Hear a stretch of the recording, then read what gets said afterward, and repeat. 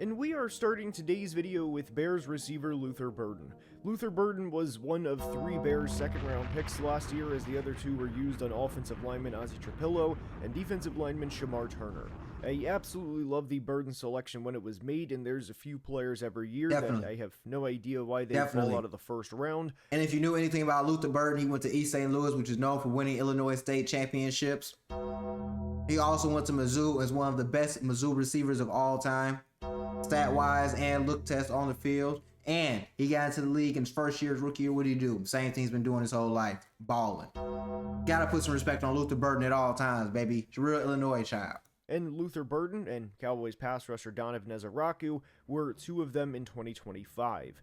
And in Burden's rookie season, he had 47 receptions for 652 receiving yards and 2 receiving touchdowns, and none of those numbers seem particularly impressive on their own, and I acknowledge that, but I think what is impressive about Burden's body of work is he had over 650 yards last year and was not a priority in the offense at all. He had 5 games where he had 2 targets or less, and if you have a third of your season where you are not involved in the offense, well, it doesn't take a rocket scientist to figure out you're going to be limited in terms of what you can do on the stat sheet. There's 2 other reasons that I think Luther Burden breaks out in 2026, and one is per Ben Johnson himself. He said in a press conference recently that he's buying Luther Burden stock. Obviously, you can attribute that to coach speak if you do not believe in Luther Burden, and say every coach would say that because they're not going to put down their own players, and technically you would be right. But look at what the organization did this offseason. They traded away DJ Moore, a player who had 85 targets last year, and they let Olamide Zaccheaus. That's a nice room right there. You can't lie. Hold on, you can't really see it because I'm gonna move myself to the other side so you can see that. We got Rome Odunze, Luther Burden, Khalif Raymond, Colston Loveland, Cole Kmet. Let me be real with you, okay? Cole Kmet and Colston Loveland, they already proved themselves.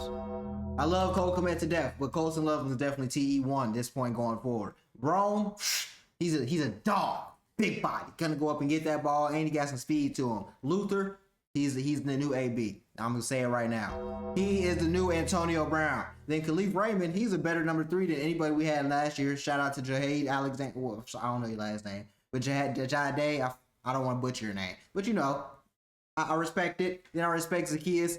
I respect it. But hey, Khalif Raymond, dog. A player who had 65 targets last year walk in free agency.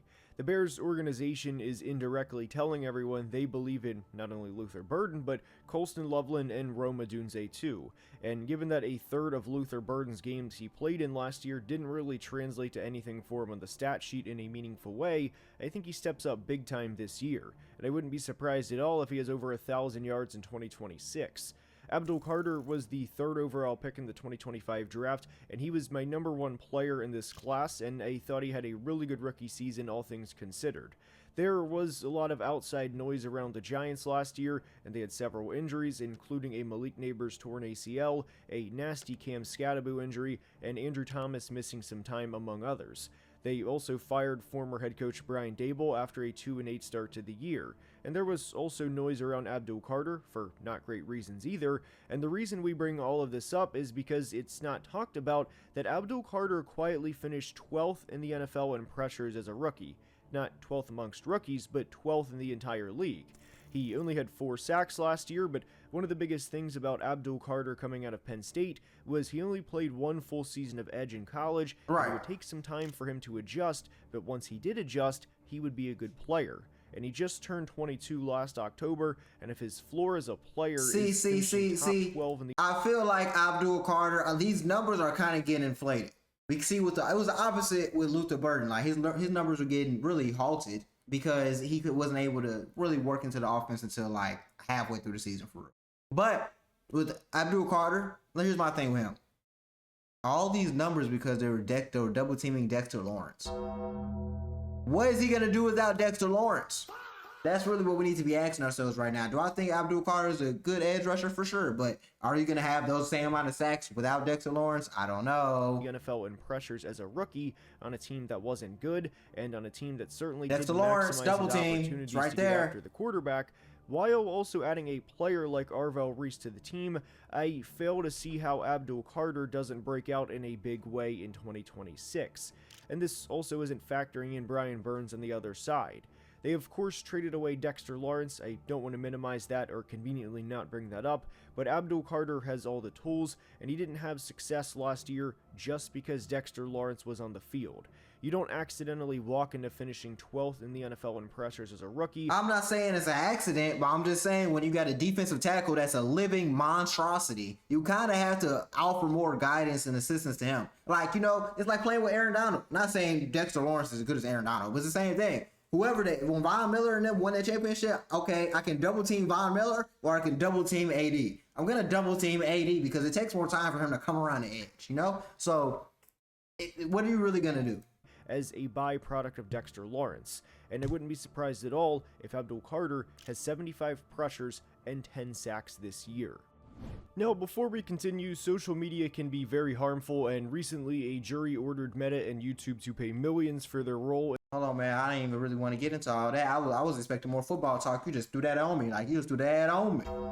Chill, homie. Breaking out in 2026, and I said this Can't about work the for sure. Buccaneers last Definitely. week. This very much applies to the Tennessee Titans as well, and it's that both teams are under-discussed and undercovered nationally. Definitely. And with the Tennessee Titans in particular, they had a #1 overall pick last year that was not in any primetime games in his rookie season. The Titans, as of now, maybe this changes if they're 7-3 in Week 10 and they change a Week 14 or Week 15 game to a Sunday Night Football, but regardless, the first 2 years of Cam Ward's career will feature 0 primetime games for a #1 overall pick. And one of my biggest frustrations with franchises, and this was one of my biggest frustrations with the 2024 Patriots, and you saw how it played out in 2025, was how much they set Drake May up for failure in his rookie season, and that very much applies to Cam Ward with the 2025 Tennessee Titans. Now, For sure. what that is not saying is me saying the Titans are going to the Super Bowl this year under head coach Robert Saleh. No. I don't think they're going to the Super Bowl, but I definitely have a chance to make the playoffs. If you think about the division,